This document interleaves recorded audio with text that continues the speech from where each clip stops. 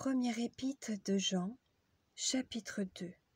Mes petits enfants, je vous écris ces choses, afin que vous ne péchiez point.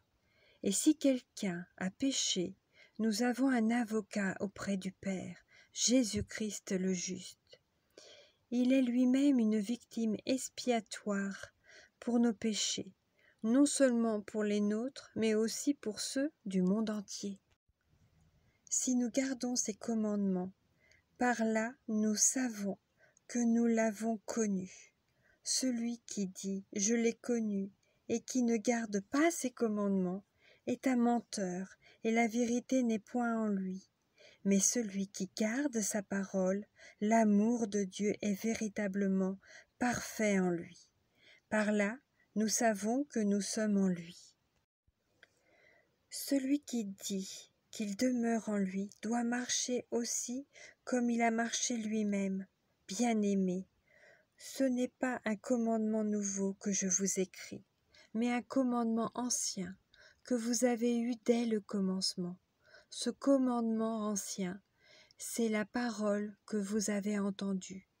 Toutefois, c'est un commandement nouveau que je vous écris, ce qui est vrai en lui et en vous, car les ténèbres se dissipent et la lumière véritable paraît déjà. Celui qui dit qu'il est dans la lumière et qui est son frère est encore dans les ténèbres. Celui qui aime son frère demeure dans la lumière, et aucune occasion de chute n'est en lui. Mais celui qui est son frère est dans les ténèbres. Il marche dans les ténèbres, et il ne sait où il va, parce que les ténèbres ont aveuglé ses yeux. Je vous écris, petit enfant, parce que vos péchés vous sont pardonnés à cause de son nom. Je vous écris, Père, parce que vous avez connu celui qui est dès le commencement. Je vous écris, jeunes gens, parce que vous avez vaincu le malin. Je vous écris, petits enfants, parce que vous avez connu le Père. Je vous ai écrit, Père, parce que vous avez connu celui qui est dès le commencement.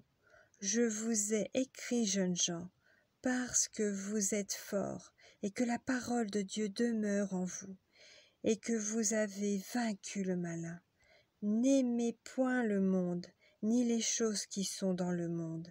Si quelqu'un aime le monde, l'amour du Père n'est point en lui.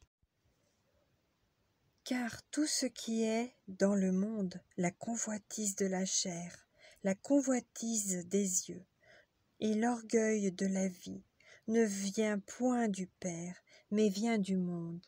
Et le monde passe, et sa convoitise aussi, mais celui qui fait la volonté de Dieu demeure éternellement.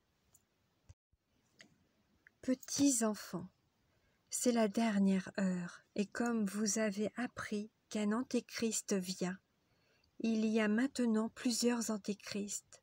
Par là nous connaissons que c'est la dernière heure.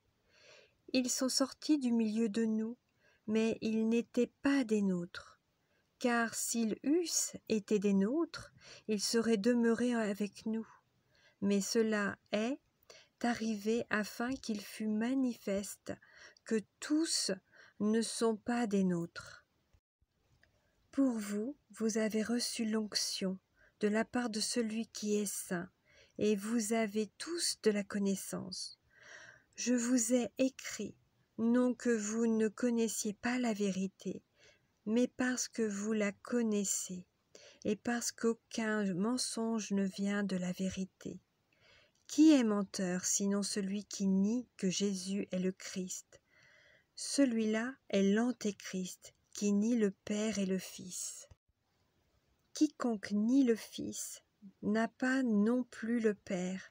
Quiconque confesse le Fils a aussi le Père.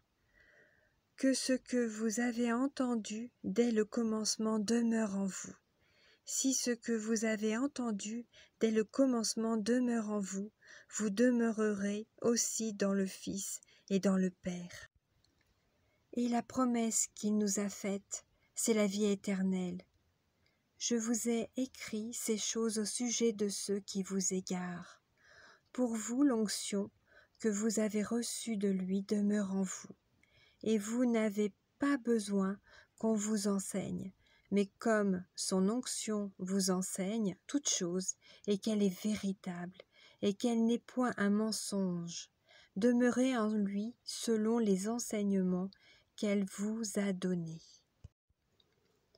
Et maintenant, petits enfants, demeurez en lui, afin que lorsqu'il paraîtra, nous ayons de l'assurance et qu'à son avènement, nous ne soyons pas confus et éloignés de lui.